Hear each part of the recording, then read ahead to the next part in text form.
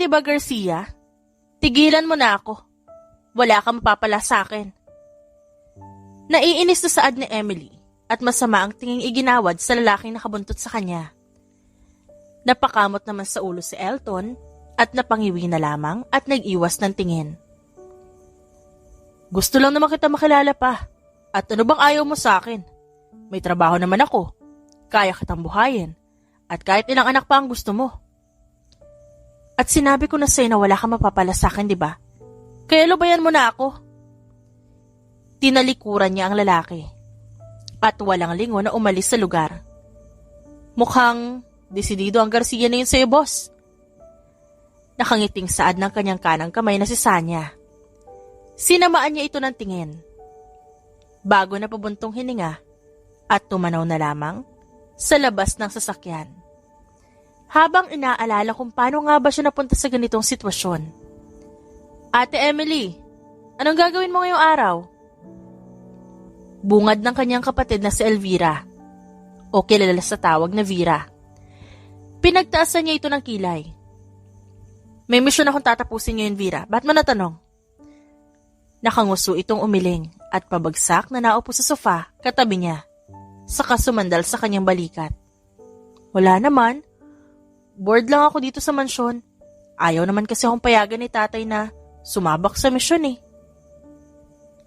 Napabuntong hininga siya sa sinabi ng bunsong kapatid. Alam mo ang rason nila at hindi pa tapos ang training mo. Kaya tapusin mo muna yon pagkatapos ilalakad kita kay tatay para payagan ka na. Tinapik niya ang balikat nito saka tumayo na. Talaga ate, gagawin mo yon? Yes, kaya pagbutihan mo ang training mo. Yes ate, I'll do my best. Napailing na lang si Emily nang mabilis itong tumakbo at naiwan na siya. Napabuntong hininga siya at naglakad palabas. Sakto, nandun na ang kanyang hinihintay. Ayos na ba ang lahat? Walang emosyong tanong niya. Ngumisi lamang ang kausap at tumango.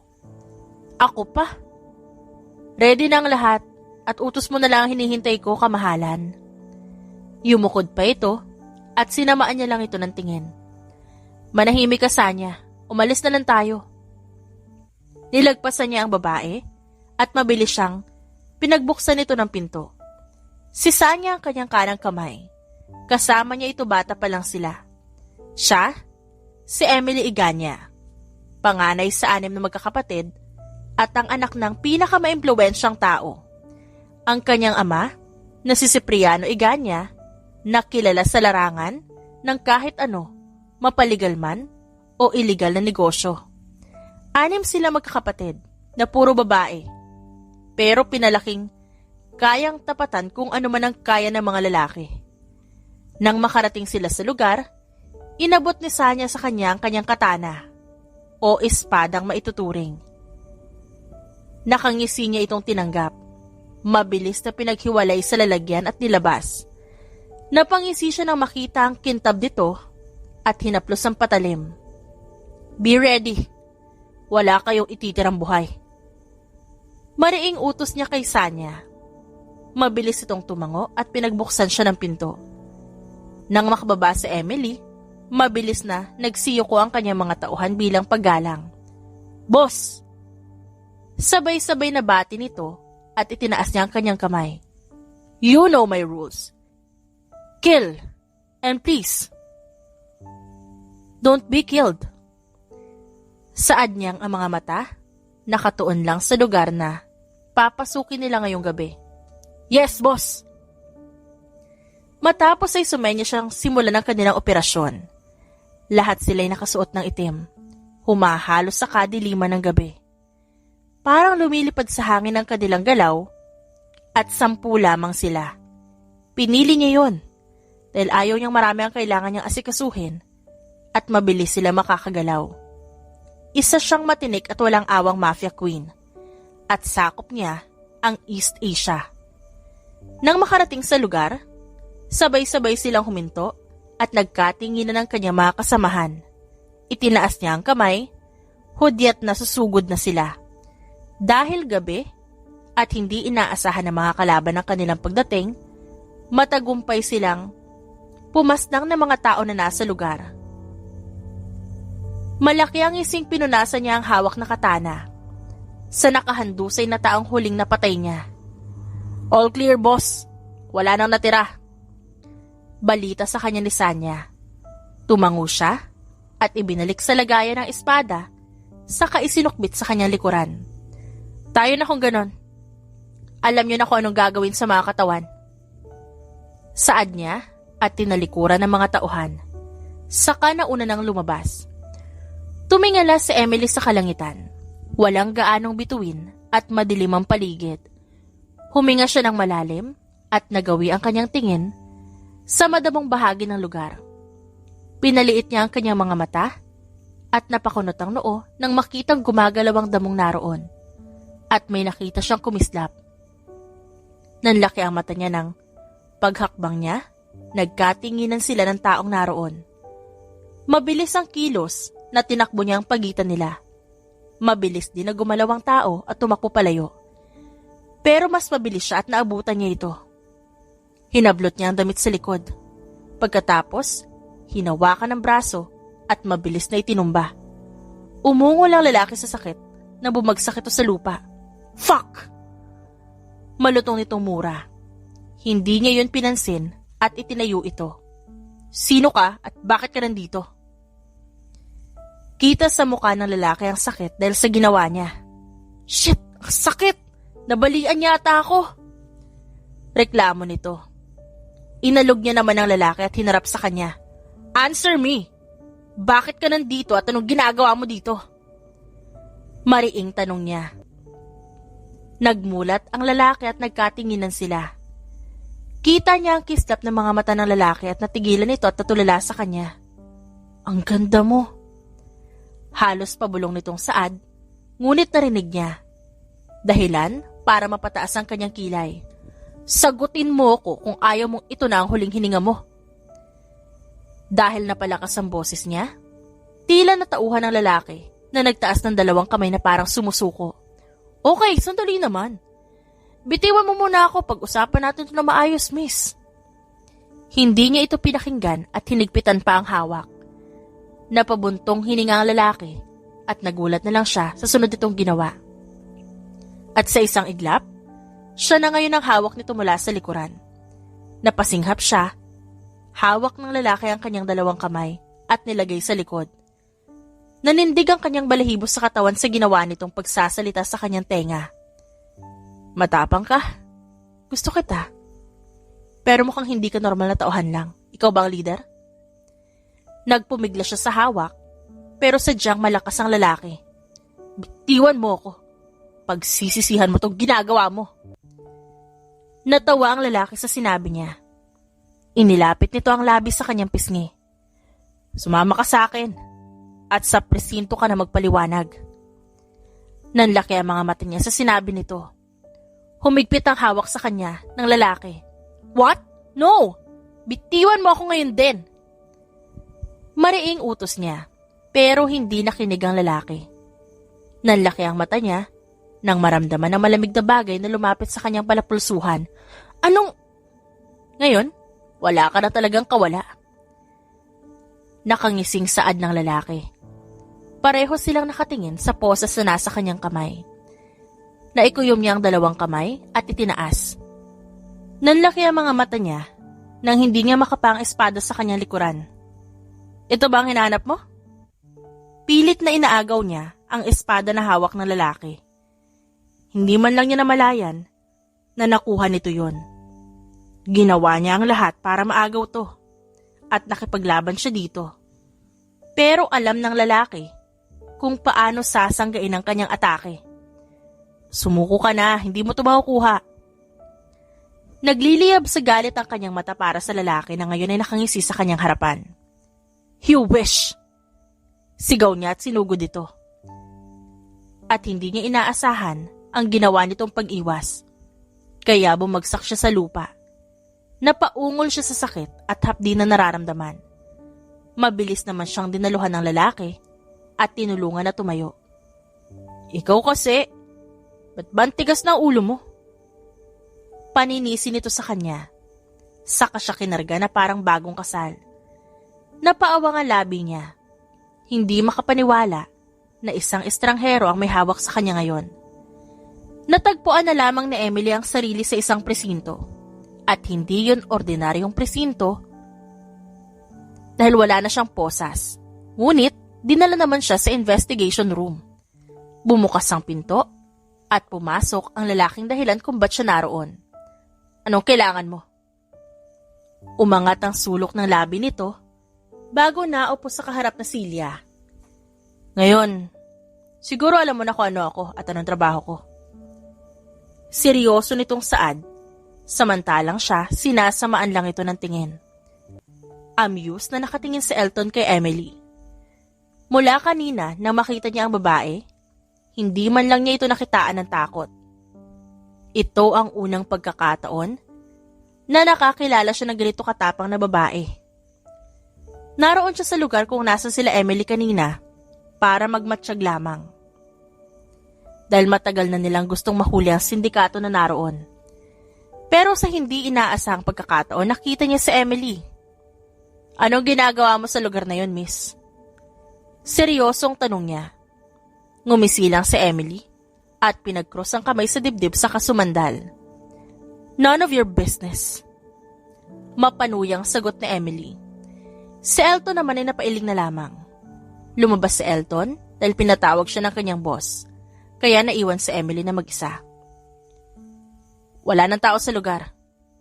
At walang bakas na naiwan, Agent Garcia. Bungad sa kanya ng boss niya. Napaawang ang labi ni Elton sa narinig. Pero ang sabi doon ng hideout nila, yun ang sinabi ng informant. Nagugulhang tanong niya. Alam ko, Agent. Pero ayon sa ibinalita ng tauhan na pinadala ko doon, wala silang naabutan. Ni walang bakas na nagkaroon ng tao ang lugar. At sinabi mo nga, isang babae lang ang nakita mo nang makarating ka doon, di ba? Napatango na lang siya. Hindi niya nakita kung may kasama ba si Emily sa lugar na yon. Pero imposible. Amoy dugo siya na magkalapit kaming dalawa. Apila pa niya sa boss. Umiling lang ito. Tumunog ang telepono, kaya sabay silang napatingin doon. Sinagot yun ang kanyang boss. Palabas na sana siya nang marinig ang sagot nito. Don Cipriano, kayo pala. Anak niyo po? Ano? Nagkatinginan sila ng kanyang boss. Napakunot ang kanyang noo.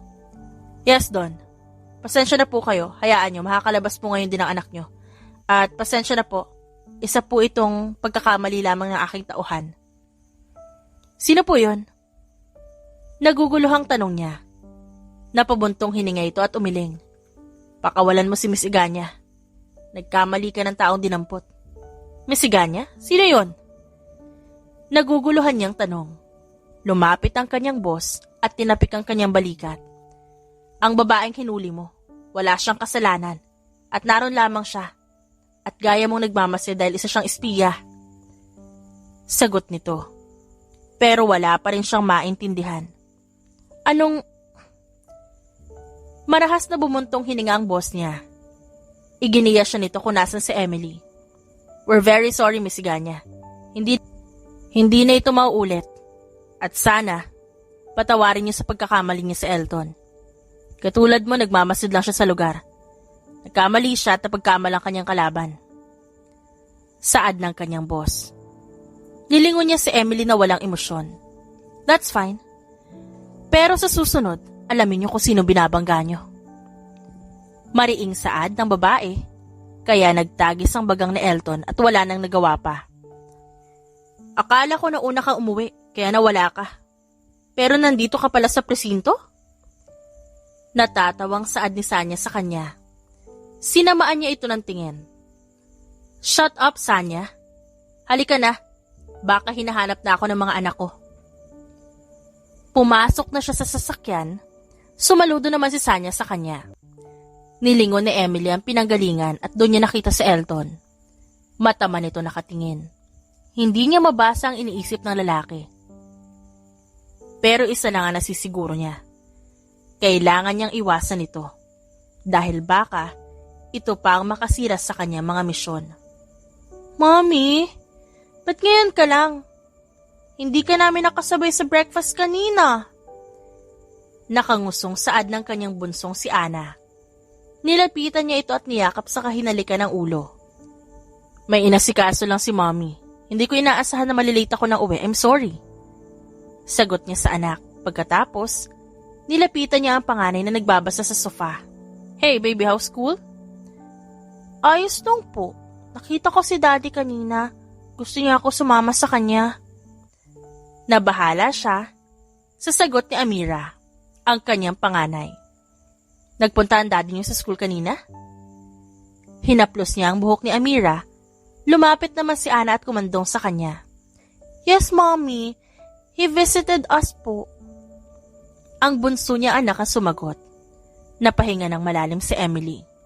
Wala ba siyang ibang ginawa? Nag-aalalang tanong niya sa dalawa. Nagkatinginan ng kanyang mga anak, saka siya hinarap. Wala naman po. Kinamusta niya lang kami at nagdala po siya ng food. Sabay po kami nag-lunch. Tumango siya sa sagot ng panganay at niyakap ang dalawa.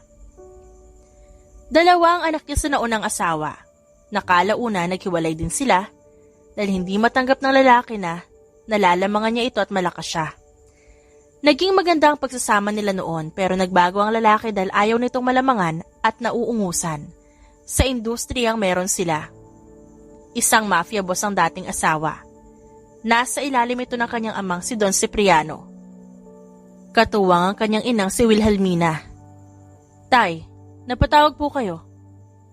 Bungad niya sa telepono. Madaling araw na tumawag ang kanyang ama. Emily, ano ba sinasabi ng bunsong kapatid mo? At anong oras na kinukulit na naman ako? Napakunot ang noo niya. Inaalala ko anong huling pag-uusap nila ni Elvira. Napabuntong hininga siya nang maalala at napakamot sa ulo. Tay, sinabi ko lang naman na pagbutihan niyo yung training niya para payagan mo na siyang sumabak sa mga misyon. At ngayon, pinipeste ako ng kapatid mo. At pinipilit na bigyan siya ng misyon. Kaya ngayon ikaw na ang aatasan ko sumubaybay sa kanya. Pinayagan ko na siya. Isama mo siya kapag may misyon ka. At ituro sa kanya ang patakaran natin. Isama mo minsan. At ituro sa kanya na ang pagiging mafia queen ay hindi basta-basta. Dahil siya na ang susunod kong hihirangin. Mahabang paliwanag ng kanyang ama at wala siyang nagawa kundi pumayag na lang. Kinabukasan dumating sa kanyang mansyon ang bunsong kapatid. Malaki ang ngiti na bumati sa kanya ito at excited na sumama. Matapos makapagpaalam sa mga anak at ibinilin sa mga bantay, umalis na sila. Kilala niyo na ang bunso kong kapatid. Kaya inaasahan kong gagalangin at rerespetuhin niyo rin siya, kagaya ng pagrespeto niyo sa akin. Yes, boss! Sabay-sabay na yumukod ang kanyang tauhan. Matapos maipakilala ang kapatid, dinala niya ito sa opisina at tinuruan katulad ng utos ng kanilang ama. Kakapagod naman. Break muna. Reklamo ni Vera kay Emily. Umiling siya sa kapatid at pilit itong pinapatayo at labanan siya. Walang time out sa totoong laban, Vera. Kaya tumayo ka na at lumaban dyan. Matigas na utos niya. Napipilitang tumayo ang kanyang kapatid. Kinondisyon ng katawan, saka sumugod sa kanya. Saka pupunta? Tanong niya kay Vera nang makitang paalis ito. Tapos na ang kanilang training para sa araw na to. Club, nakakapagod kaya. Gusto ko muna mag-relax. Nakangisi nitong sagot, kaya napailing na lang siya. Huwag kang lalayo at susuway sa mga bodyguards mo, naintindihan mo? Tumango lamang ito at kumaway sa kanya. Dumaan sa bake shop si Emily para bumili ng cinnamon rolls na paborito ng dalawa niyang anak. Nagbayad siya, saka hinintay ang order sa counter. Habang naghihintay, napaawang ang labi niya nang may umupo sa kanyang katapat na upuan. Hi! Wala namang nakaupo dito, di ba? Nakangiting saad ng lalaki, kaya sinamaan niya ito ng tingin. Maraming bakante, Agent Garcia. Maghanap ka ng sarili mong upuan. Iniwas niya ang tingin. Tumawa lang naman ang lalaki. Gusto ko dito kasi nandito ka. Nangalumbaba ito sa mesa at tinitigan siya. Napakunot naman ang noo niya sa ginawa nito. Staring is rude, Agent Garcia. Mariing sabi niya. Hindi nakinig ang lalaki at nakatulala na lang ito. Alam mo, mula na makita kita, hindi na kita makalimutan. Mabuti nga nakita kita ngayon dito. Wala sa sariling pag-amin ito. Napaawang naman ang kanyang labi. Gutom lang yan at mukhang kulang ka sa tulog kaya matulog ka na lang. Tumayo na siya nang dumating ang kanyang order. Napaawang ang labi ni Elton na tumayo na rin. Kasalanan mo kung bakit di ako makatulog na maayos. Palagi kang nasa isip ko. Hindi makapaniwalang nilingon ni Emily ang lalaki. Nakasunod pala ito sa kanya. Wala akong ginagawa sa'yo. Pwede ba lumayo ka sa akin? Tinaboy niya ang lalaki. Saka nagpatuloy sa paglalakad. Dumalo naman si Sanya sa kanya. Kinuha nito ang kanyang dala at napakunot ang noo. Hindi ba si Agent Garcia yan? Ba't ka sinusundan? Naguguluhang tanong nito. Napapikit siya sa inis at hindi na ito pinansin pa. Sandali, pwede ko ba makuha ang number mo? Habol pa ni Elton pero nakasakay na siya ng sasakyan. Bagsak ang balikat na tinanaw ni Elton ang papalayong sasakyan.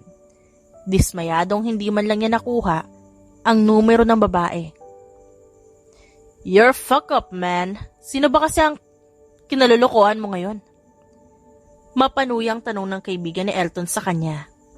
Nasa isang club sila ngayon at umiinom. Shut up, wag mo akong kausapin.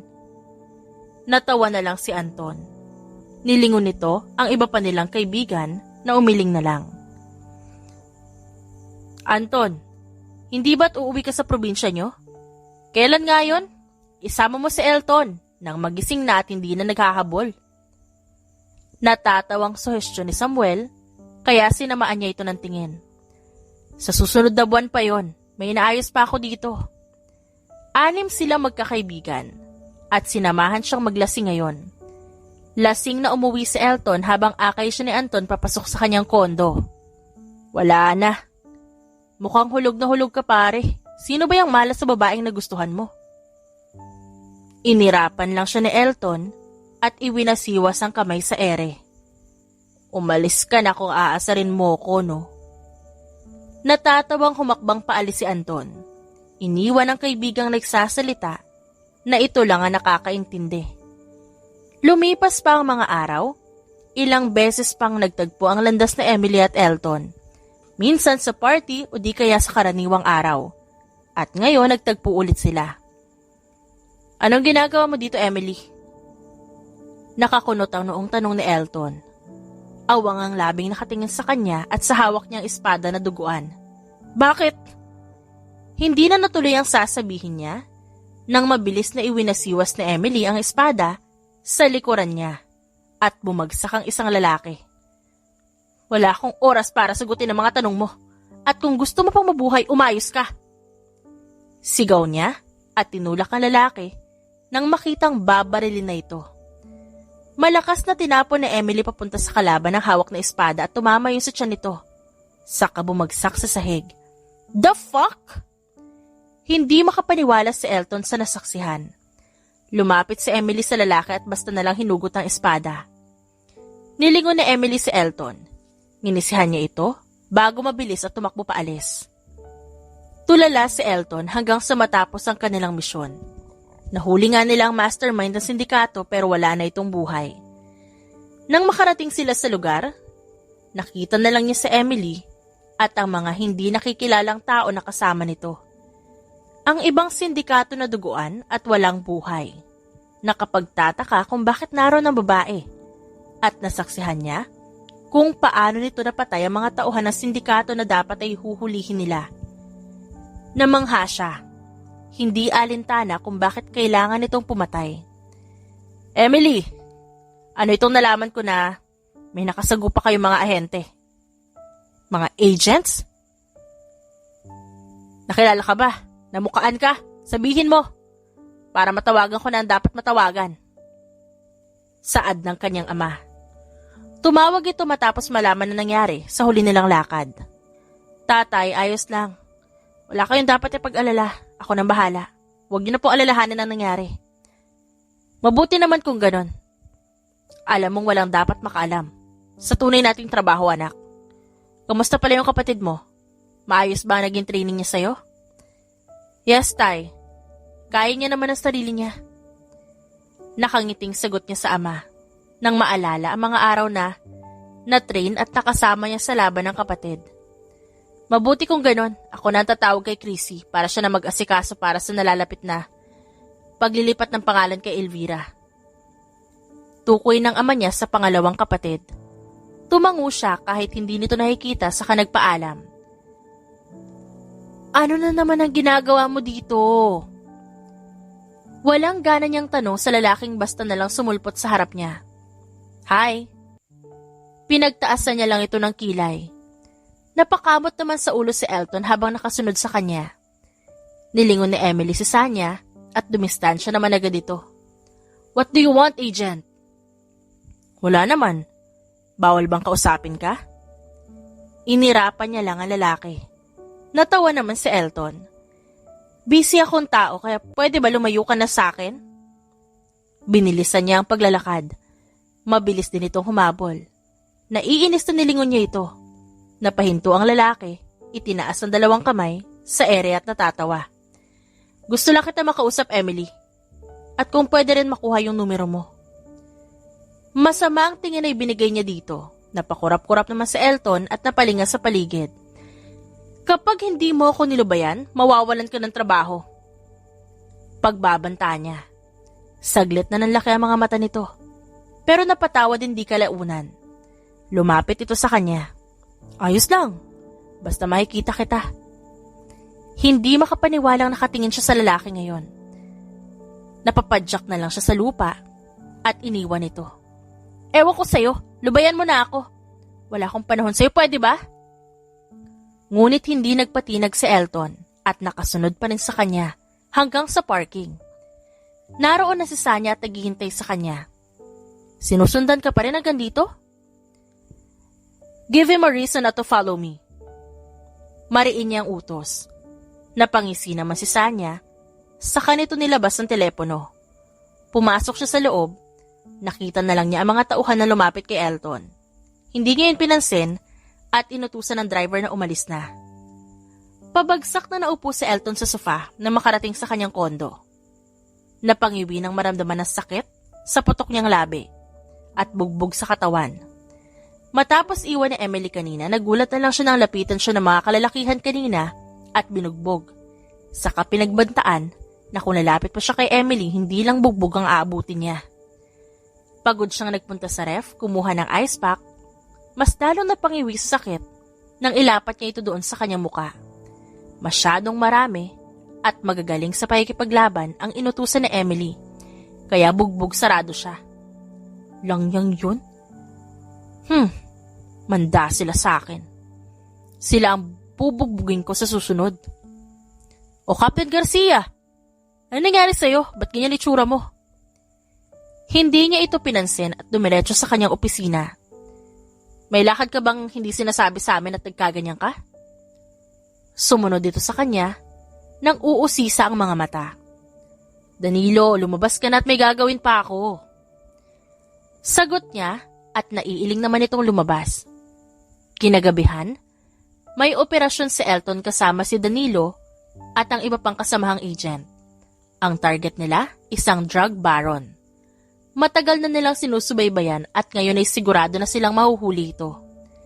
Nang makarating sa lugar, handa na silang pumasok nang makitang may mabilis na mga taong lumabas sa lugar. Dahil gabi na, halos hindi nila yun makita sa sobrang bilis ng pangyayari. Hindi na natuloy pa ang sasabihin ni Danilo sa kanyang tabi nang mabilis niyang tinakbo papasok at nakitang wala ng mga bakas doon. Wala silang nadatnan, kaya mabilis niyang nilibot ang lugar at naabutan ng isang babaeng hindi niya inaasahan.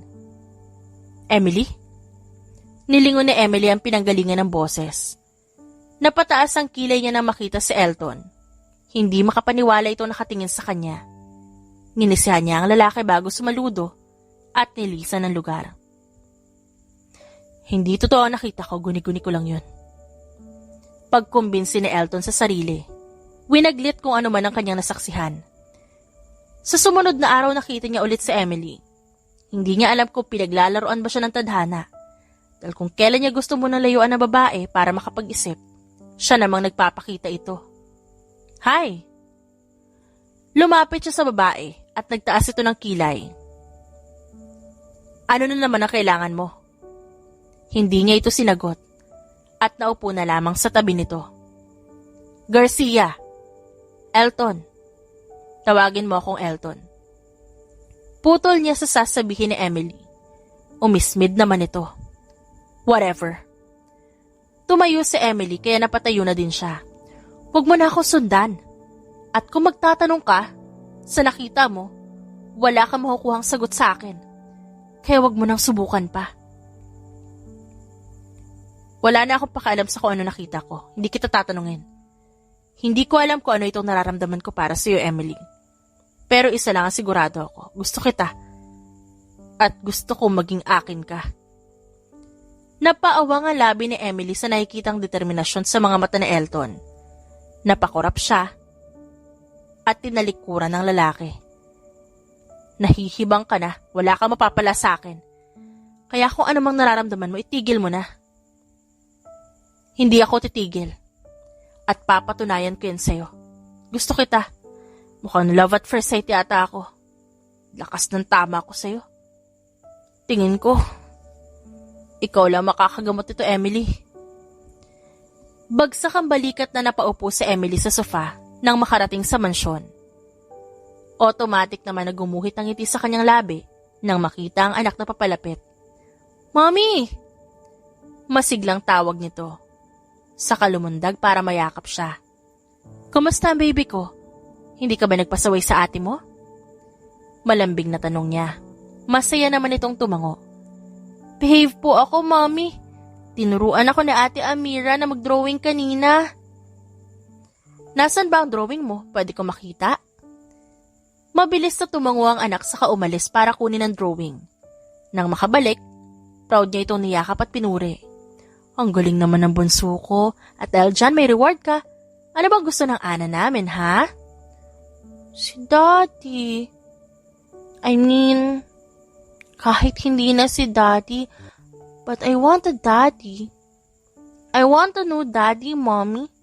I don't like Daddy Edwin anymore. Pinipilit niya po kami ni ate na sumama sa kanya at iwan ka.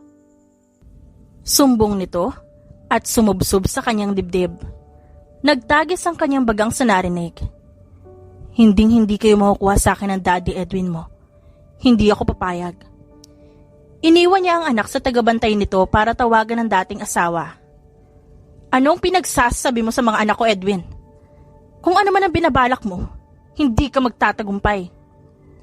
Mariing saad niya, kaya humalakhak ang nasa kabilang linya. Anak ko din sila, Emily. Pag bali-balik ta rin naman ang mundo, ako pa rin ang ama ng mga anak natin. Anak ko lang. Simula ng pagbantaan mo ang panganay ko, nawala na ang karapatan mo. Pasalamat ka nga at hinahayaan pa kita makalapit sa mga bata. Sa kabila ng mga ginawa mo sa amin. Umusbong muli ang galit na kanyang ibinaon sa nakalipas na taon. Kung paano nito manipulahin ang panganay niya at dalhin sa kasino para pambayad noon sa naging utang ni Edwin. Sa oras na may gawin kang hindi ko magustuhan, hinding-hindi ka na makakalapit pa sa mga anak ko at ni dulo ng daliri nila hindi mo na makikita pa. Kinabukasan nagulat na lang si Emily nang sabihin ng kanyang tauhan na nasa labas ng kanyang bahay si Elton at gusto siyang makita. Ang tigas din talaga ng lalaking yun, boss, ano? Ilang beses mo nang pinagbantaan at pinabugbog mo pa nga. Ayaw ka pa rin tigilan? Naiiling na saad ni Sanya. Sabay nilang tinanawang labas ng gate kung saan nakatayo si Elton. Hayaan niyo siya at huwag papasukin. Utos niya, saka tumalikod at bumalik sa kusina para ipagpatuloy ang paggawa ng merienda para sa mga anak. Anybody home? Napakunot ang noo ni Emily nang marinig niya ang sigaw galing sa kanyang sala. Lumabas siya sa kusina at nadatnan ang kapatid na kausap si Elton. Hindi makapaniwalang tinignan niya ito at pinandilatan. Via, anong ginawa mo? Mariin niyang bulong dito nang lumapit ang kapatid para bumeso sa kanya. Ngumisi ito at bahagyang nilingon si Elton na ngayon ay nakaupo sa sofa. Hindi mo sinabing may manliligaw ka pala at hinayaan mo pa paghintay sa labas? Naiiling itong humawak sa kanyang braso at iginiya siya palapit kay Elton. Ano ba nagustuhan mo dito sa ate ko, Elton? Bukod sa syempre maganda. Tinanggal niya ang pagkakahawak ng kapatid niya sa kanyang kamay. Tumayo naman si Elton at inabot sa kanya ang hawak nitong bulaklak. Para sa'yo, Emily. Nakangiting saad nito. Napabuntong hininga si Emily na tinanggap yun at nilapag sa lamesa. Makakaalis ka na. Aniya, saka tumalikod. What? Umawang ang labi na tanong ni Via. Nakatingin lang sa likod ng nakatatandang kapatid niya na hindi man lang lumingon pa. Pagpasensyahan mo na ang ate ko at sinasabi ko sa'yo ngayon pa lang, mahihirapan ka dyan. Minsan lang nabigo sa pag-ibig si ate Emily, kaya good luck sa'yo. Don't worry, boto ako sa'yo. Mukha ka namang mabait at mapagkakatiwalaan, di ba? Of course, kaya ko maghintay. At salamat, makakaasa kang hindi ko susukuan ang ate mo. Tinapik naman ni Via ang balikat ni Elton bago ito nagpaalam. Nabanggit ni Via ang paliligaw sa'yo ng isang agent, ate Emily. Totoo ba to? Napaikot ang mga mata niya sa tanong ni Chrissy, ang pangalawa sa kanilang magkakapatid. Huwag kang magpapaniwala kay Via. Alam mo namang chismis lang lagi ang dala nun. Natawa si Chrissy dahil kausap niya ito sa isang video call at pinag-uusapan nila ang tungkol sa paghirang kay Vera na susunod na mafia queen. Ayos lang naman na tumanggap ka ng manliligaw, ate. Matagal na kayong wala ni Kuya Edwin. At siguradong yun din ang gusto ng mga anak mo. Umiling siya dito habang nakangisi naman si Chrissy. Wala akong panahon para sa mga ganyan. Mga anak ko ang priority ko, Chrissy. Tama. Alam ba niya may anak ka na? Tanong ni Chrissy. Napakunot naman ang kanyang noo. At ba't kailangan niyang malaman? Siyempre, para malaman mo kung totoo nga ang nararamdaman niya para sa'yo. Baka mamaya niyan, malaman na may anak ka, tumigil na sa panliligaw sa'yo. Napataas ang kilay niya dahil doon. Napangisi sa naisip. Kaya kinabukasan, nang bumalik si Elton at may dalang bulaklak, sinabi niya dito ang tungkol sa pagkakaroon niya ng anak. Mabuti kung ganon. Para kapag nagkatuluyan tayo, may instant anak na. May maganda pang mapapangasawa. Nakangiting sagot nito, kaya umawang ang labi niya. Hindi ito ang inaasahan niyang magiging reaksyon ni Elton, na mukhang nasiyahan na may anak siya. And one more thing, hindi ako magkakaanak pa. At I don't want to plan to have another child. Tinignan niya ang mga mata nito. Napansin niya naman ang pagtango ni Elton at nilapitan siya. Ayos lang sa akin. Hindi naman kita liligawan para lang magkaanak. Sapat na ang mga anak mo. Mapungay ang mga mata nito at hinawakan ang kanyang kamay at dinala yon sa labi. Ang kamay na halos hindi niya na mabilang kung ilan na ang napaslang. Samantalang ang lalaki, walang pag-aalinlangan na tinanggap siya. Huminga siya ng malalim. Isa na lang ang natitira niyang alas para lumayo si Elton. Labag man sa loob na gawin ito na lang ang naisip niyang paraan para lumayo ang lalaki. I am a mafia. Part of a mafia. In one organization. Just so you know, Agent Garcia. Kaya tayo nagkakatagpo sa mga misyon mo. Kaya nabubulilyaso at walang buhay na ang dapat mong huhulihin. Dahil pinapatay ko na sila agad. Ang mga kamay na hawak mo, hindi ko na mabilang kung ilan ang napaslang. Binawi niya ang kamay at tinalikuran ng lalaki. Huminga siya ng malalim at napapikit. Wala akong pakialam. Napadilat si Emily nang maramdaman ng mga brasong yumakap mula sa kanyang likuran. Napasinghap siya nang maramdaman ang paghalik ni Elton sa kanyang ulo. Muli ay napapikit siya at dinamayon. Hindi mo naiintindihan. Magkalaban tayo, hindi nararapat na. Hindi na natuloy pa ang sasabihin niya nang hawakan ni Elton ang kanyang balikat at pinaharap. Wala akong pakialam, Emily. Mahal kita. Hindi lang basta pagkagusto ang nararamdaman ko para sa'yo. Hindi ko alam kung anong gayuma ang binigay mo sa akin. Wala nga akong binibigay sa'yo, paano kita magagayuma? Sinamaan niya ito ng tingin. Natawa naman si Elton at napakamot sa ulo. Oo nga naman. Basta wag mo akong itaboy. Kahit ilang beses mo gawin yon, hindi ako titigil. At mas lalo lang kita mamahalin.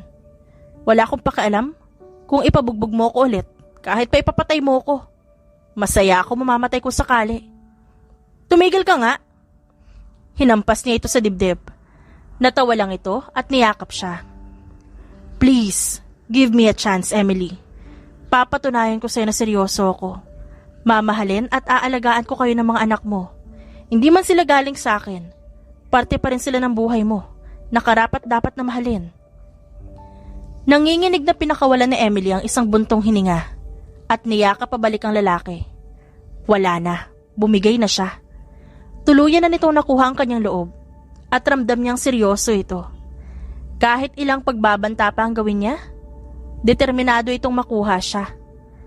Sa sumunod na araw, maaga pa lang ay pinatawag na si Elton ng kanyang boss. Sabay silang naglakad ni Danilo papasok sa opisina ng boss nila at napag-usapan ng tungkol kay Emily.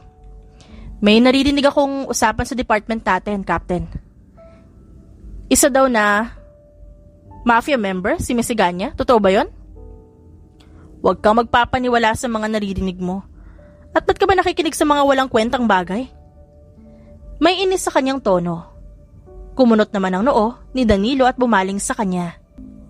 Hindi naman sa ganon, Cap.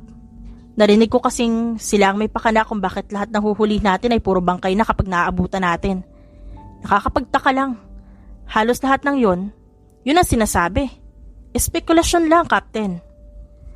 Seryosong saad ni Danilo. Nagtagis ang bagang na iniwas niya ang tingin. Walang katotohanan ng mga naririnig mo. Hindi ganong tao si Emily. Matapos yon, ay tinalikuran niya na ito. Nagpatuloy sa opisina ng kanilang boss. Ate, sama ako sa mission mo ah. Malapit na ako mamahala at hirangin bilang mafia queen. Natulad niyo. Kaya nakaka-excite at di na ako makapaghintay. Tinanguan na lamang ni Emily ang bunsong kapatid bago na pabuntong hininga. Ilang araw nang hindi nagpaparamdam si Elton at nababahala na siya. Kung ano-anong pumapasok sa kanyang isip na maaaring dahilan na baka umatras na ang lalaki at hindi na pinanindigan ng mga sinabi at tinalikuran na siya. Kaya hanggang sa makarating sa kanilang mansyon, wala siya sa sarili. Mabuti na lamang at nandun si Vera para alalayan siya. Walang ganang, iwinasiwas niya ang espada sa taong basta nalang sumulpot sa harap niya. Ate Emily! Sigaw ni Vera. Napakurap siya at napasinghap nang makitang ang tauhan niyang duguan sa harap niya. Oh my God! Ano ba nangyayari sa'yo? Mabilis na dumalo si Vera sa duguan nilang tauhan. Napapikit siya sa inis. Basta na lang iniwan ng mga ito at nilisan ng lugar. Tapos na din naman sila. Kaya hinayaan niya na mga tauhan na umasikaso doon. Sinasabi ko sa iyo, Elton, masama ang babaeng yan. Matagal nang dapat nagbabayad ng mga kasalanan ng mga iga niya. Pero malalakas ang kapit sa gobyerno kaya hindi mahuli-huli. Ano sa tingin mo ang mangyayari kapag nilabas ko ang mga ebidensyang to? Mababasura lang din. Kasi isang tawag lang wala na. Kakalimutan na nila. Parang wala nangyari. Mahabang saad ni Danilo at napasabunot sa sariling buhok. Umiling si Elton, tumayo na at umalis. Kailangan niyang puntahan si Emily. Hindi siya naniniwala sa nalaman mula kay Danilo. At kung totoo man, isa lang ang nasisiguro niya. Walang magbabago sa nararamdaman niya. Emily? Nakakunot ang noo na tanong ni Elton. Tinawag niya ang pangalan nito at napahinto sa pagdadrive at iginilid ang sasakyan sa kalsada para kumpirmahin kung si Emily nga ba yung nakita niya. Namangha siya nang makumpirmang si Emily nga ang kanyang nakita. Nakangiti ito at kausap ang pulubi sa gilid ng daan. Habang nagkukwentuhan, hindi siya lumapit. Pinagmasdan niya kung paano makisalamuha ang babae sa matandang pulubi. Nakita niyang may kinakain ng dalawa habang nagkukwentuhan. Hindi niya namalayan na nakangiti na pala siya. Namamangha siya sa bagong tuklas. Sinundan niya si Emily hanggang sa bumili ito sa bake shop. Lalapit na sana siya nang biglang magkagulo. Mabilis na inilabas niya ang kanyang baril. Hinanap si Emily, naduguan na makita niya. Emily! Mabilis na tinakbo niya ang pagitan nilang dalawa. Hindi alintana ang putok ng baril. Hey, Emily, nandito ako. Magiging maayos din ang lahat ha? Kumapit ka. Kinandong niya ang kalahating katawan nito. At may lumalabas ng dugo sa bibig ni Emily. Maliit ito nakangiti sa kanya. Akala ko hindi na kita makikita pa. Nahihirapan itong Saad. Napapikit at hinawakan ng tama nito sa tiyan. I'm sorry kung ngayon lang ako. Dadalhin kita sa ospital. Kumapit ka ha? Mariin niyang Saad at napayuko nang muling may nagpaputok sa kanila. Si Sanya, tawagan mo si Sanya. Dugo ang inabot ni Emily ang telepono kay Elton. Nagtatagis ang bagang niya sa naisip. Pinagsabay niya ang pagtawag at pakikipagpalitan ng putok. Mabuti na lamang at malapit lang si Sanya, kaya nakarating agad ito. Hindi nagtagal, humupa ang putukan at mabilis silang dinaluhan at dinala sa malapit na ospital. Sabi ko kasing sasamahan ko siya eh. Kahit ang mga bantay niya natakasan niya. Frustrated na Saad ni Sanya habang naghihintay sa labas ng operating room. Nakaupo si Elton sa puang ulo at nakayuko. 2 bala ang bumaon sa tiyan at tagiliran ni Emily, kaya kinakailangan itong operahan. Hindi niya malaman ang gagawin at napatayo na lang siya sa labis na pag-aalala. Huwag kang mag-isip ng kung ano, masamang damo ang ate ko. Mabilis na nilingon ni Elton na nagsalita. Nakasandal sa pader si Via at nakangisi. Nagkita ulit tayo, Agent Garcia. Tumango lamang si Elton. Marahas na bumuntong hininga. Nagulat na lang siya nang dumating si Danilo at humahangos itong nilapitan siya. Napahinto at napatingin pa ito kay Via. Saglit na nagkatitigan ng dalawa bago siya hinarap. Pinapatawag ka ni boss at importanteng pumunta ka na ngayon, Captain. Hi! Nakangiting bati ni Via at itinaas pa ang kamay. Umiling lang si Danilo at hinintay ang kanyang sagot. Hindi ako pwedeng umalis ngayon. Kailangan ako na Emily. Hinawakan ni Danilo ang kanyang balikat. Kap, sumama ka na sa akin. May malaking shipment na magaganap bukas at kailangan pa nating magplano. Saad nito na sila lang dalawang nakakarinig. Nilingon niya si Via. Seryoso ang mukha nito, ngunit napangiti nang makita nakatingin siya. Anong ibig mong sabihin? Anong shipment? Hinila niya palayo si Danilo at ngumisi ang kaharap. Ito na ang pagkakataon natin para mahuli si Edwin Santos. Positive ang impormasyong nakuha, kaya matsitsyempohan natin sila bukas. Sigurado ka dyan? Baka mali na naman tayo. Tayo pa magrabyado. Naniniguradong tanong niya. Seryosong tumango si Danilo. Tinapik niya ang balikat nito at tumango. Susunod ako, magpapaalam lang ako dito. Matapos makapagpaalam kay Via at Sanya, naabutan ni Elton si Danilo na naghihintay sa labas ng ospital. Tinanguan niya ito. Si Danilo na din ang nagmaneho papunta sa kanilang headquarters. Si Edwin Santos ay isang mafia member na kailangan nilang mahuli. Hindi lang droga ang hawak nito, pati na rin ang prostitusyon, maging ang human trafficking. Matagal na nila itong sinusubaybayan dahil palagi ito nakakalusot sa anumang kasong inihahatol dito. Ngayon, ay sisiguruhin niyang magtatagumpay na sila. Matapos ang meeting nila, naghanda na sila Elton para sumugod at hulihin si Edwin. Habang nasa biyahe, nasa isip niya si Emily. Hindi niya maiwasang mag-alala sa kalagayan nito. Kaya kailangan niyang madaliin ang operasyon nila ngayon. Nang sa gayon ay mapuntahan niya ang babae. Nang makarating sa lugar, nagkatinginan sila ni Danilo. Sabay na tumango at tinungo ang gusali kung nasan si Edwin. Nagkagulo ang paligid, puno ng putukan ang maririnig. Nakikipagpalitan siya ng putok sa kalaban. Nang makita niya ang isang lalaki na walang emosyon sa taas ng bahagi ng gusali at ipinilig dito ang ulo nang makita siya. Sabay ngisi at talikod. Tinapik niya ang balikat ni Danilo, saka umakyat sa ikalawang palapag para sundan ang nakilala niyang target nila. Ako nang bahala kay Edwin, mag-ingat kayo dito. Ano? Sandali, sasama ako! Halangang kaluluwa ng taong yun, Kap. Sigaw ni Danilo, pero hindi niya yun pinansin at nagpatuloy lang. Nang makarating sa taas, inihanda niya ang baril. Pinaningkit niya ang mga mata at hinanap ang target. Nakarinig siya ng kalabog sa bandang kanan, kaya nagtungo siya roon. Mabilis na binuksan ang pintuan at napasinghap siya nang mabilis na tumama sa kanya ang bakal. Mabuti na lang at mabilis siyang nakailag. Nakipaglaban siya. Tumilapon ang hawak niyang baril at napatingin siya sa lalaki na malaki ang ngisi. Susugod na ulit sana siya nang marinig niya ang tunog ng helicopter. Nilingon niya ang pinakamataas na building. Huli na naman kayo. Hindi niyo mahuhuli ang boss namin. Napatingin siya sa kaharap na lalaki at nakataas ang kilay nito at mapanuyang nakatingin sa kanya. Not this time. Matapos niyang sabihin yun, mabilis niyang tinakbo paakyat. Ramdam niya ang pagsunod sa kanyang likuran. Pinihit niya pabukas ang pinto at bumungad sa kanya ang paalis na sasakyang panghimpapawid. Tinakbo niya yon, ngunit huli na ang lahat at masyado nang malayo para maabot niya. See you again, Agent Garcia. Sigaw ng nakasakay na si Edwin at kumakaway pa. Sa galit niya, itinuon niya yon sa natirang tauhan nito. Hindi niya inalintana ang sakit ng bakal na tumama sa kanyang katawan. Hanggang sa siya nang may hawak nun at pinalo niya dito. Mabuti na lang at dumating si Danilo at napigilan siyang mapatay ang lalaki. Muntik mo na yung mapatay! Habol ni Danilo kay Elton. Natuloy-tuloy ang paglalakad paalis. Ngayong tapos na sila, kailangan niyang bumalik sa ospital para makibalita. Kap, sandali! Ikaw nang bahala dito.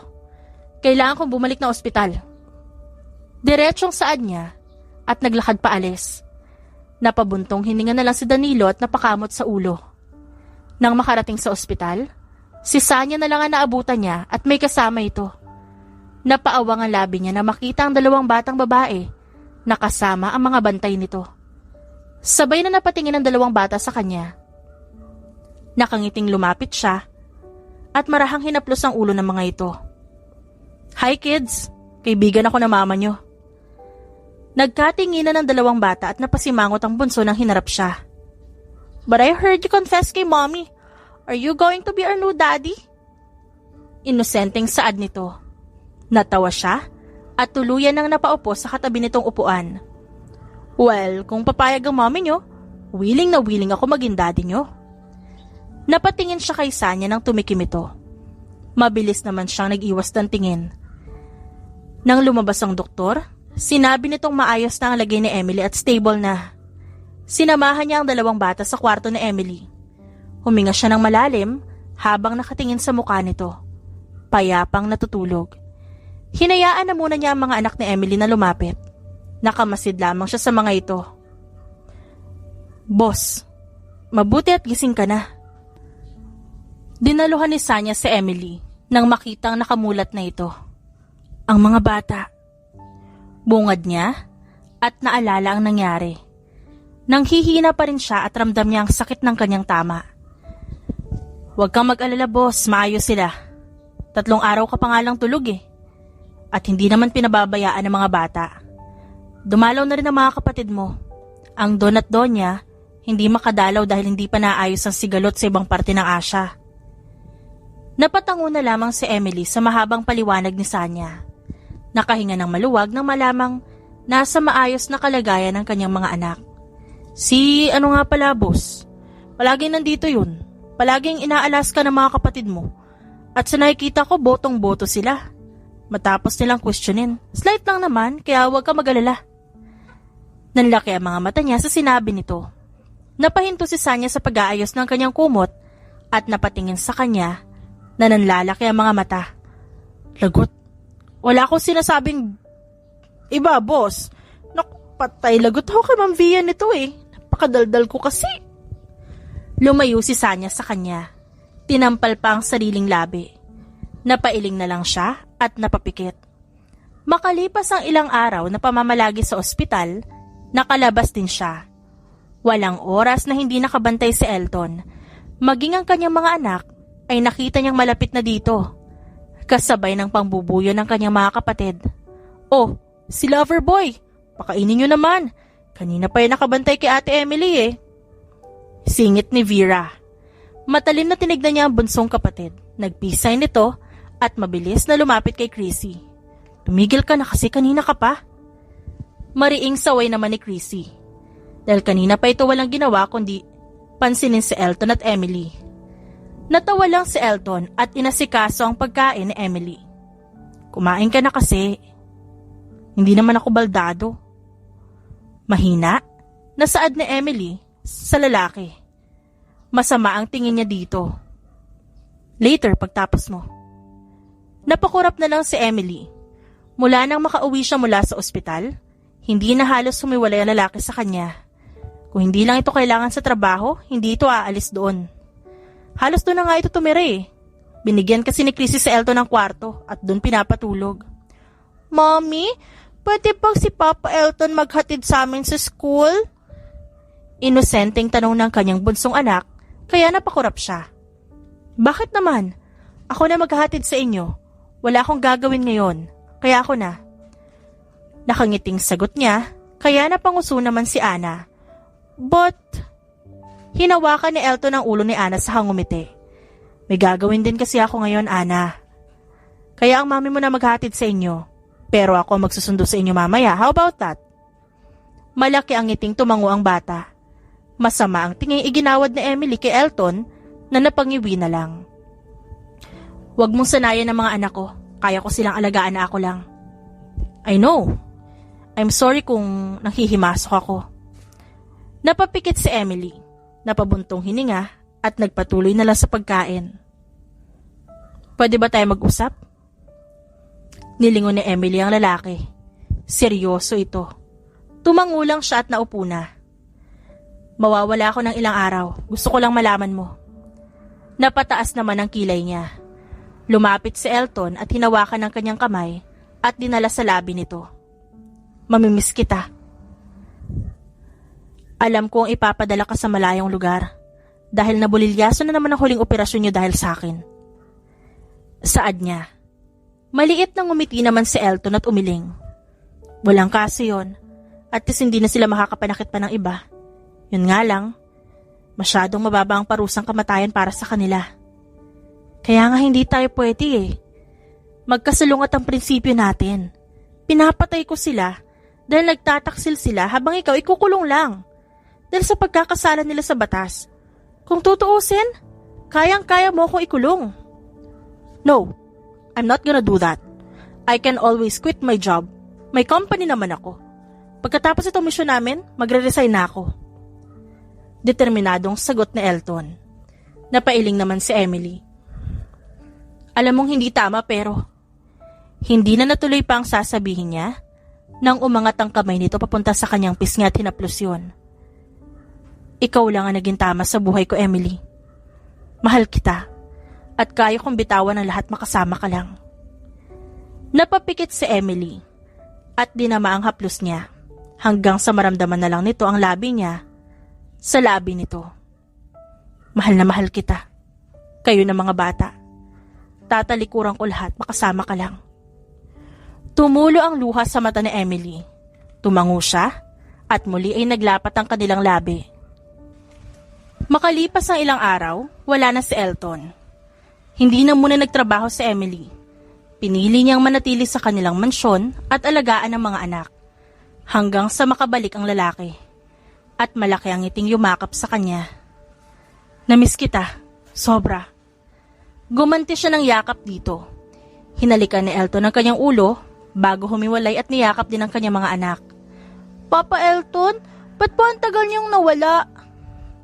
Nakangusong tanong ni Ana habang karga ito ni Elton. Ana, may trabaho siya. Sinabi ko na sa'yo, di ba? Saad naman ni Emily. Oo nga, Ana. Tsaka, diba alam mo naman na may trabaho si Papa Elton? Naiiling din na saad ni Amira. Yumakap lang si Ana kay Elton. It's okay. Mula ngayon makakasama niyo ako kahit kailan niyo gusto. Nakangiting ginulo niya ang buhok ni Amira na nag-iwas lang ng tingin.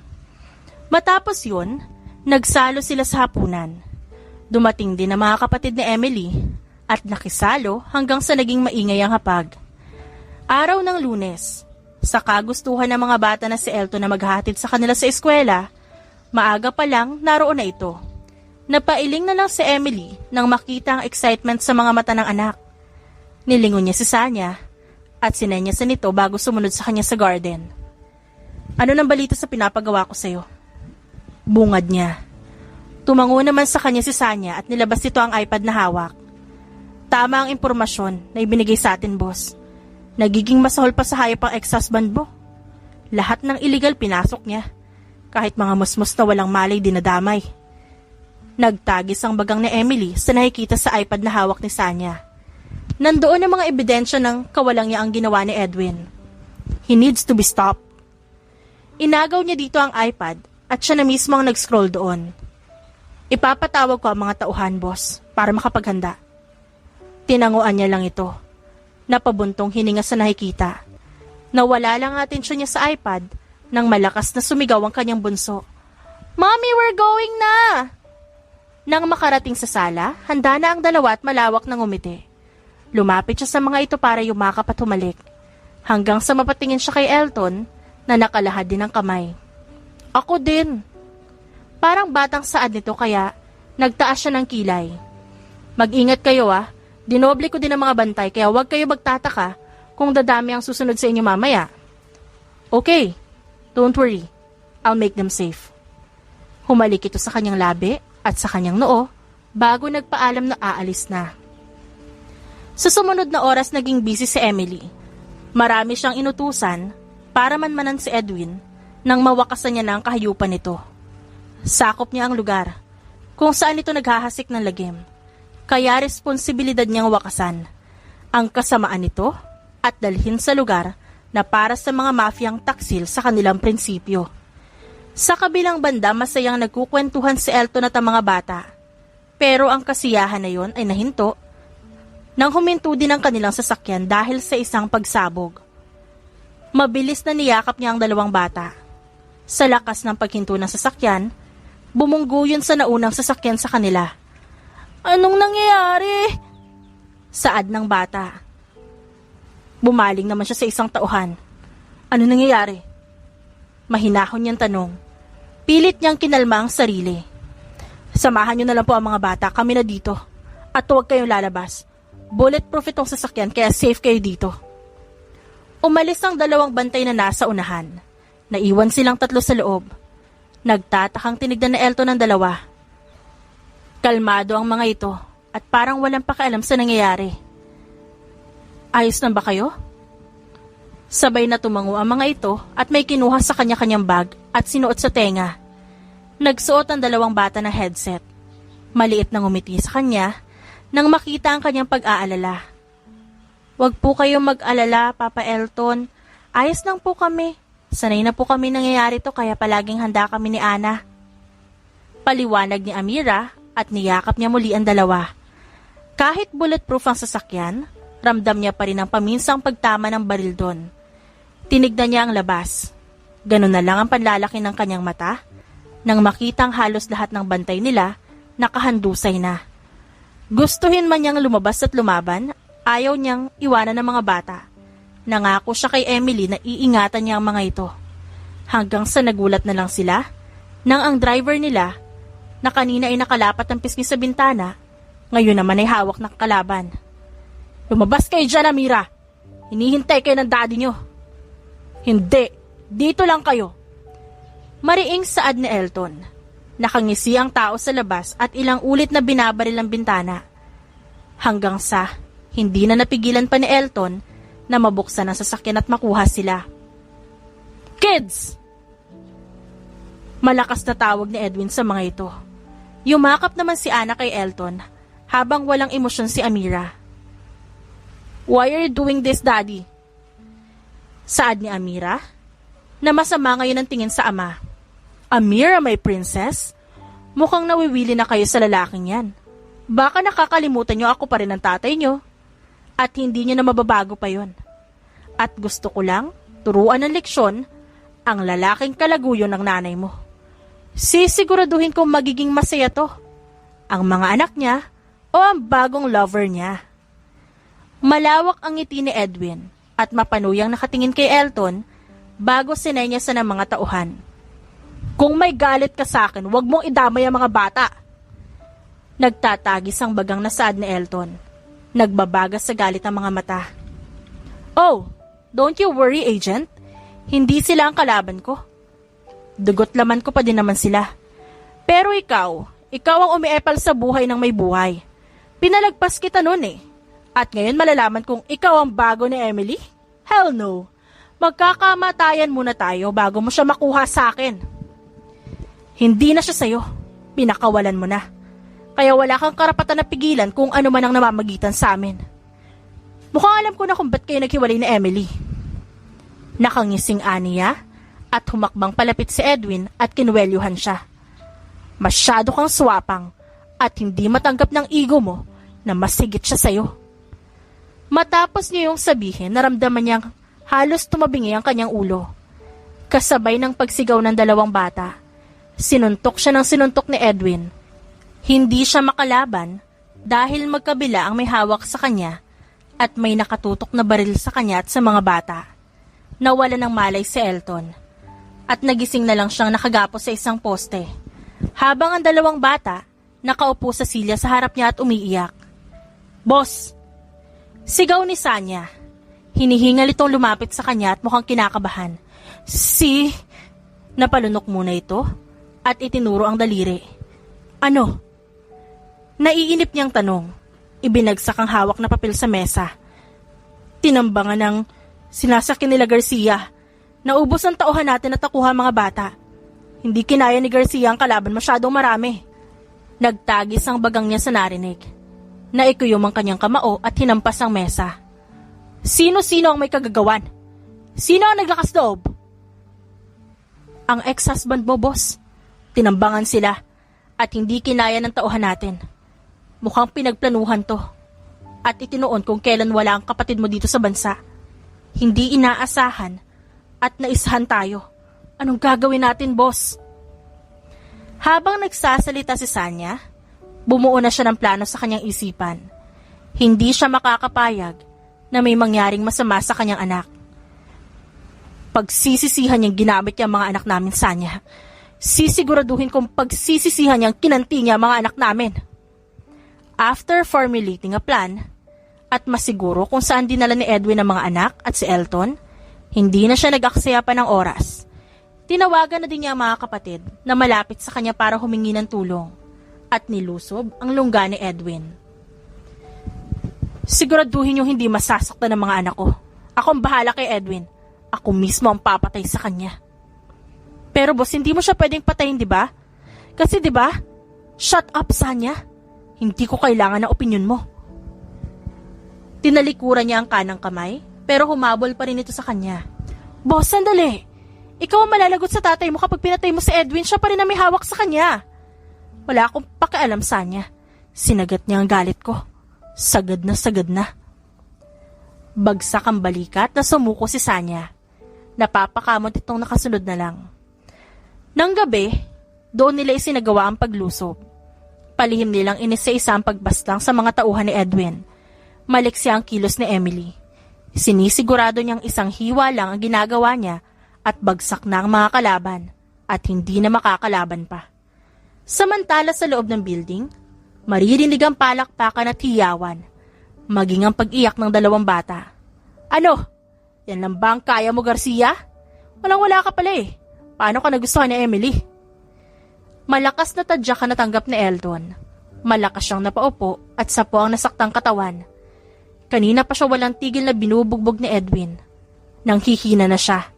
Nanginginig ang katawan at kamay at pinipilit niya na lang na tumayo. Napangisi si Edwin. Pinagbunggo nito ang kamao. Ganyan nga. Ang lakas ng loob mong pasukin ang pagiging kalaguyo. Kung ganitong ako pa nga lang, wala ka ng laban. Paano pa kaya ang gagawin ng tatay sa iyo ni Emily? Malakas ang loob mo ngayon dahil hindi ka patas kung lumaban. Nanginginig ang labi niya nang umisi dito. Napataas ang kilay ng kaharap. Kasalanan ko ba kung mahina ka at malakas ako? Mapanuyang sagot nito. Naikuyom niya ang kamao at umambang susuntok nang umilag si Edwin.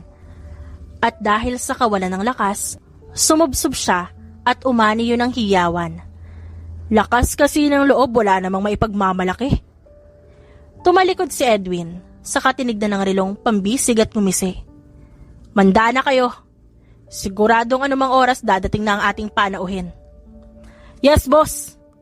Sabay-sabay na sumagot ang mga tauhan niya at nagpunta sa kanika nilang pwesto. Hindi na ako makapaghintay.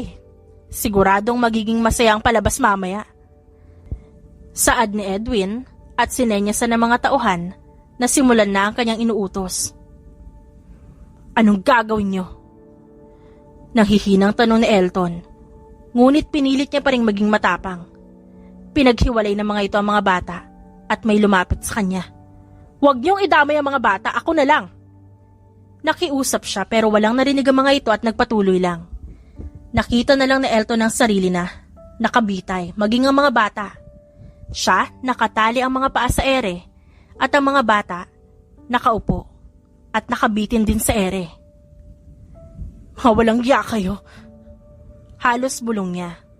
Nahihilo siya at malapit nang mawala ng malay.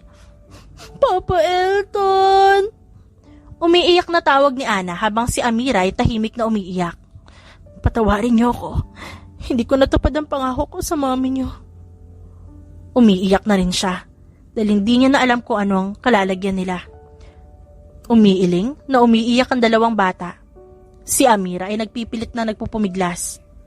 No, it's our fault. Nadamay lang po kayo sa galit ni Daddy. Wala po kayong kasalanan.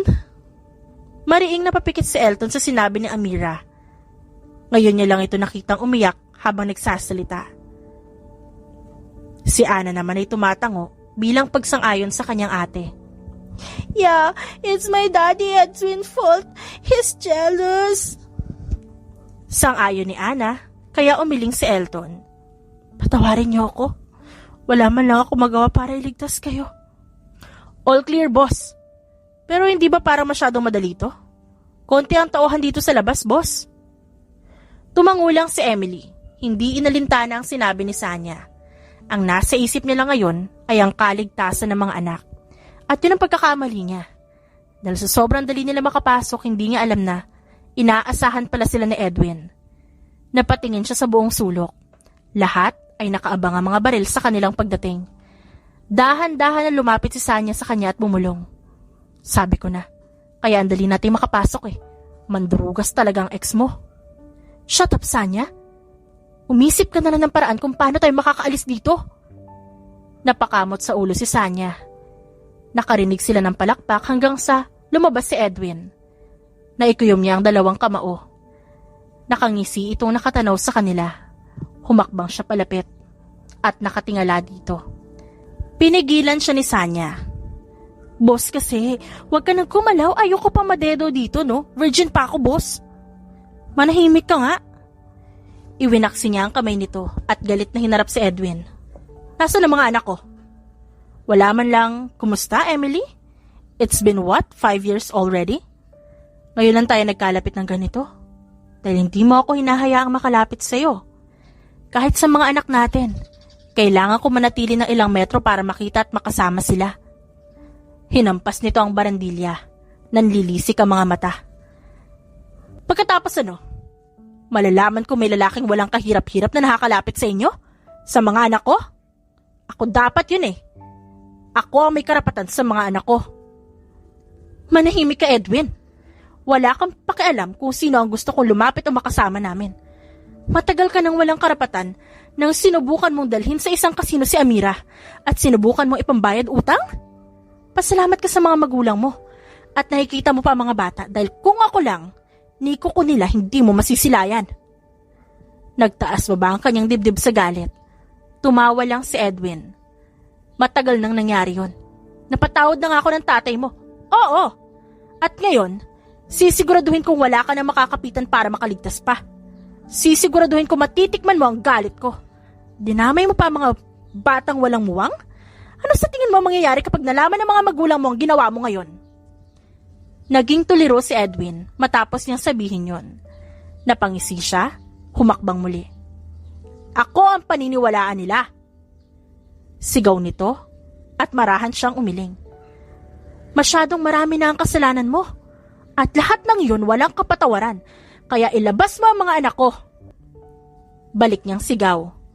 Tumatawang umiling si Edwin at tumango sa kasinenyasan ng isang tauhan.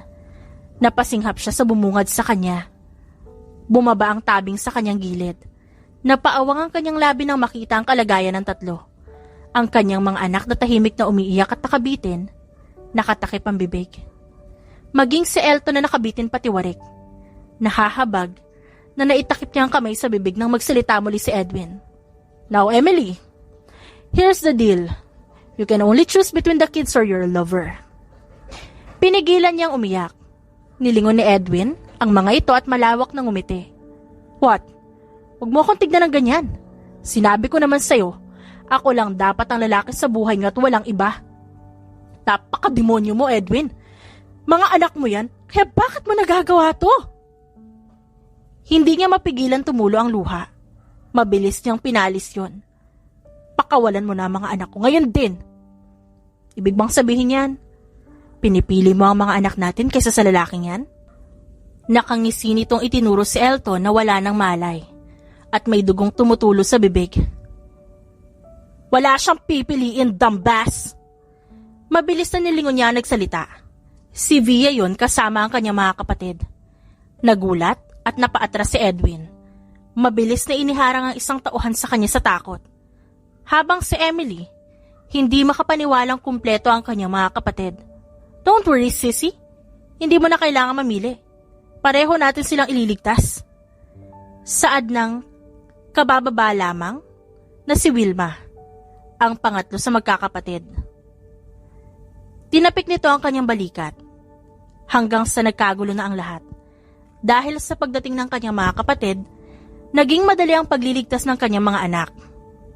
Maging kay Elton, hindi na niya pinagtuunan pa ng pansin ang nangyari sa paligid.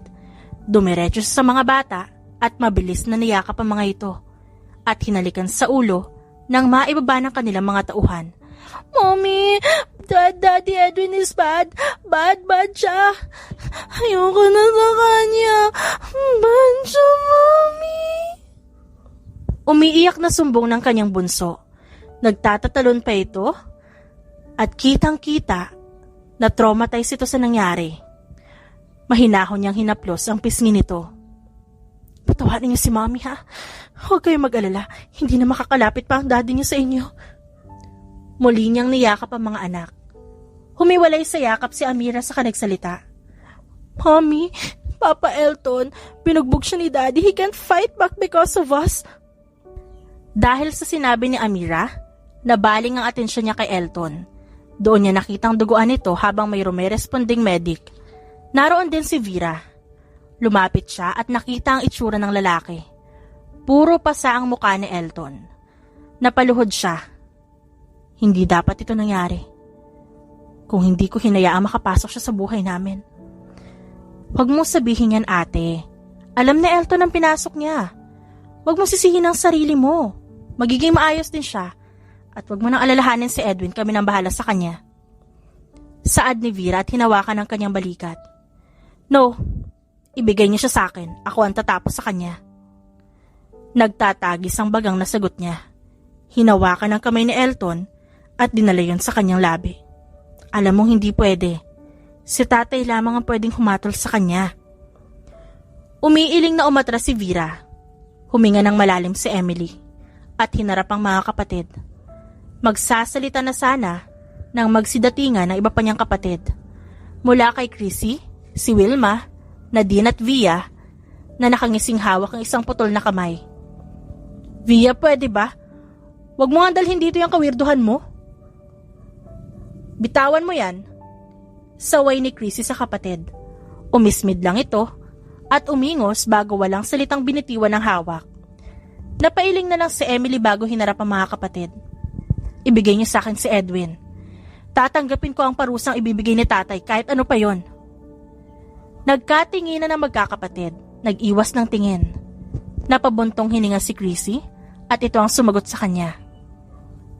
Hindi pwede. Nasabi na sa akin ni Sanya ang plano mo. At hindi ako makakapayag na gawin mo yun. Hayaan mo ang batas natin na humusga sa kanya.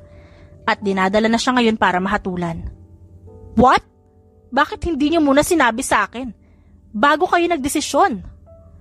Apila niya. Sumeryoso ang mukha ng kanyang mga kapatid. Stop it, ate. Wala ka nang magagawa. Dahil nakasakay na si Edwin sa helicopter na dala namin. Hindi mo na siya mahahabol pa. At tumigil ka nga. Anong parusa ang tatanggapin mo? Hindi kami papayag na madungisan ng isang walangyang taong yun ang kamay mo. Ani Via. Napasapo na lamang sa noo si Emily. Hindi na siya nagsalita at hinarap na lamang ang kanyang mga anak. Sa maikling oras natapos ang laban. Sa wakas, nabigyan ng hostisya si Elton at ang mga anak niya. Dinala si Edwin sa lugar kung saan dinadala ang mga taksil na mafia. Sa lugar kung saan, hindi mo nagugustuhin pang mabuhay. Makalipas ang ilang araw na pamamalagi sa ospital, nakalabas na din si Elton sa wakas. Dumalaw ang mga kasamahan niya sa trabaho lalo na si Danilo. At pinapayuhan pa rin siyang iwasan ng pamilya ni Emily. Papakilala kita kay tatay, darating sila mamaya. Pagbabalita ni Emily kay Elton at nakayakap ito mula sa kanyang likuran. Ilang buwan na rin ang nakalipas. Naging maayos ang kanilang pagsasama. Sinubukang mag-resign na Elton sa trabaho pero hindi pumayag ang kanyang boss. Dahil malaking kawalan daw siya sa team nila. Sinabi na ni Emily ang tunay niyang pakay kung bakit niya pinapatay ang mga taong dapat ay huhulihin ni Elton. Nagtaksila mga ito sa organisasyon nila. Pinasok ang mas iligal na gawain at sa kanila ibibintang. Oo, isang mafia group ang buong angka ng mga iganya. Sakop nila ang buong Asya at ang mga kapatid niyang mga reyna ang namumuno. Sigurado ka bang kaya mo nang harapin ang tatay ko? Tanong ni Emily nang maalala ang ilang beses na pinapayuhan ng mga kapatid niyang maghanda si Elton kapag ipapakilala na sa kanilang ama. Inilagay niya ang 2 kamay sa batok ng nobyo. Umiling naman si Elton at hinalikan ng tungki ng kanyang ilong. Wala na akong pakaalam kung anong gawin sa akin ng tatay mo. Hindi ako natatakot na harapin siya. Kaya kong iaalay ang buhay ko. Kung sakaling buhay man ang kapalit makasama ka lang. Malambing nitong sabi at hinaplos ang kanyang pisngi. Mahal na mahal kita, Emily. Kayo ng mga bata. Mahal na mahal din kita, Elton. At handa akong suungin ang kahit anumang laban para sa'yo. Sagot niya at ipinatong ang mukha sa dibdib nito. Boss, si Ma'am Chrissy nawawala.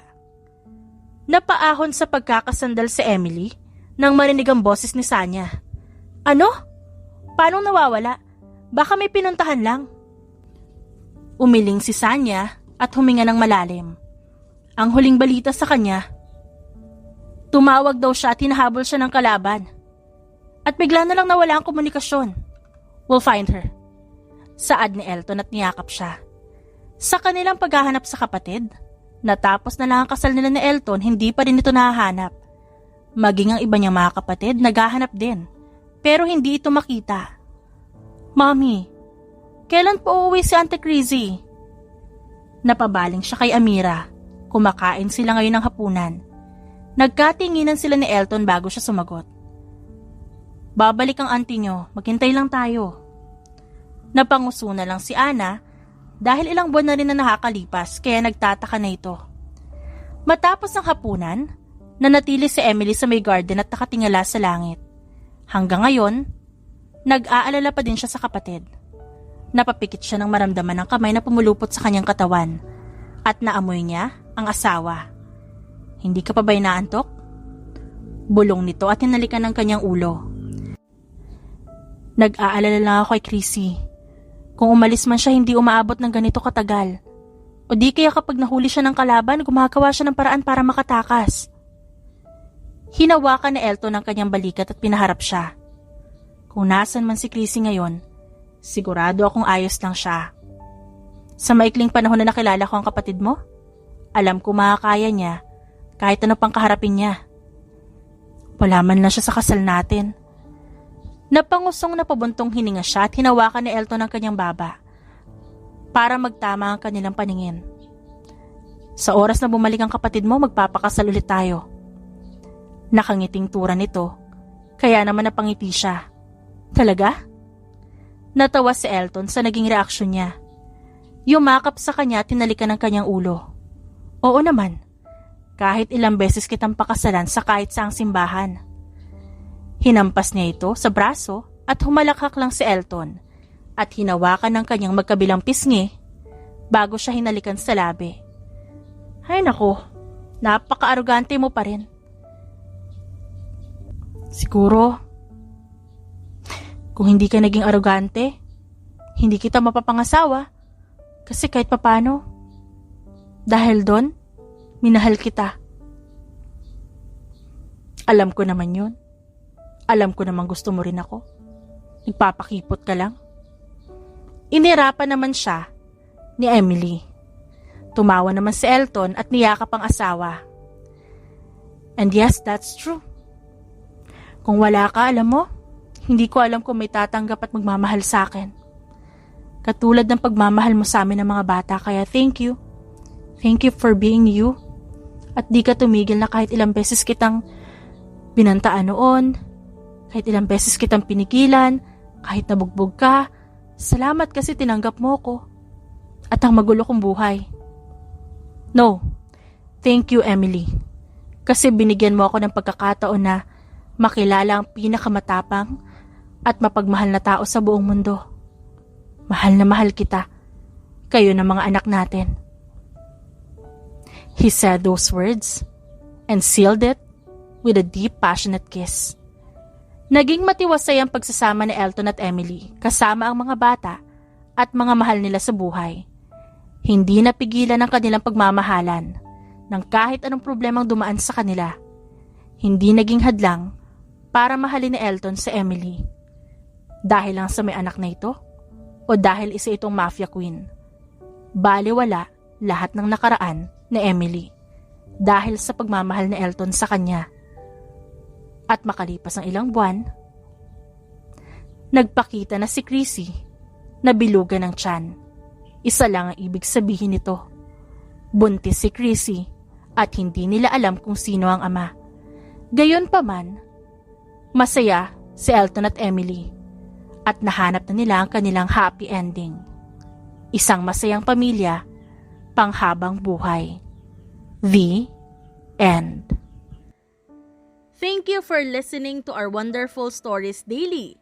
Maraming salamat sa walang sawang pagsuporta sa aming main channel na Rendell Tagalog Love Stories. Kayo ang dahilan kung bakit patuloy kami sa pagbibigay ng mga kwentong kinagigiliwan ng nakararami.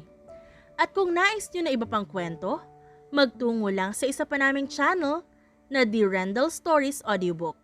Don't forget to subscribe at sama-sama tayong ma-entertain, kiligin, at makisaya. Maraming salamat po.